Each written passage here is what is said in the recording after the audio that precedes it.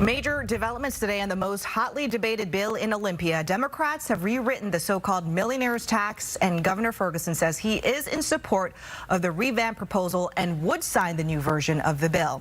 The legislation still calls for a 9.9% tax on income over $1 million for individuals or a couple in a household.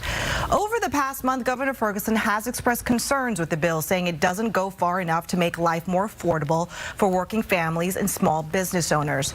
Now, Representative Berg has issued a striking amendment, which is a maneuver that lets lawmakers completely rewrite a bill. Here are some of the new additions to the legislation: free school lunch and breakfast for all Washington students, and a sales tax exemption on over-the-counter drugs. The new proposal also invests 5% of the tax's revenue to the Fair Start for Kids account, which supports childcare and early learning.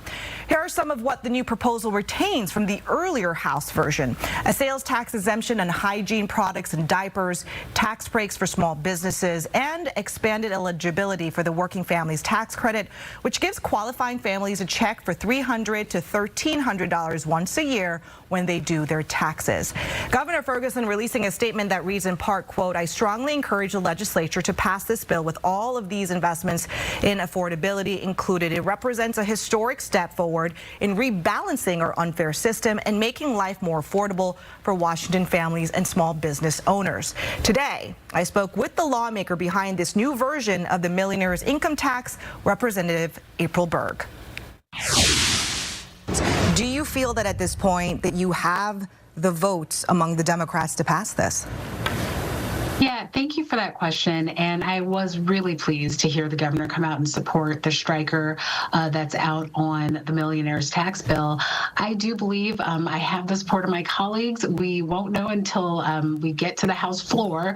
But I will say there's nothing that makes me think folks aren't excited, supportive, and really it's been nothing but a positive buzz since the striker came out, and frankly since the Senate sent us the bill a few weeks ago. What you're looking at right now is what I believe will pass the House floor. It is a historic investment in communities. It is a historic investment in our working family tax credit, expanding it from 350,000 families to over 810,000 families. It is a historic nod to affordability. I always think about the grocery cart where you're pushing it down the aisle and your groceries are tax-free, and certain feminine hygiene products are tax-free. Now you're going to be able to go down that aisle, shampoo and soap, diapers, and then over-the-counter medicine. The majority of things in your shopping cart and in mine are going to be tax-free in our state. You've seen that people signing in, more than 100,000 people against this. It's pretty unprecedented there on that measure. But also, outside of that, you have people who are saying that Democrats voted against an income tax, and now they're doing this, which is a form of an income tax, although on the wealthy, and they say, what's going on with the flip-flop here? Yeah, I don't see it as a flip-flop at all. As a policymaker, we make decisions about the bill or the legislation that's in front of us. So 2 years ago, I took that vote. It was a broad-based income tax saying, will you say no to it?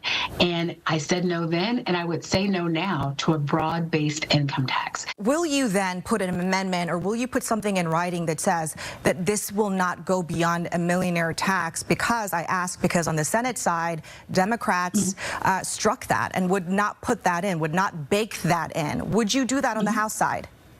No, we won't be binding future legislatures to what we're doing with this particular tax now. I will say, as a sitting legislator, I like to make decisions based on what's needed in my community. And so for me to say, in the future, you will never do X, Y, or Z, I really think it's important to let future legislatures have that decision. That said, if the question's posed to me, would I vote on a broader base income tax that went to lower dollar amounts? For me in this moment, absolutely not. You bind legislation, you put amendments in bills all the time. I just have to push back a little bit on that. Why not do something like that so that it does kind of quiet the critics and the fear? Because there are fear from some Washingtonians that say, hey, look, this is just opening the door for an income tax on many people down the road. It's a millionaire's tax now, but it's going to trickle down to everyday Washingtonians. Yeah, and that is simply not the case with the bill before us. And you're right, there are bills where we are binding future legislatures to a variety of things. And each piece of legislation we decide on based on what it is, what it does, and who it impacts.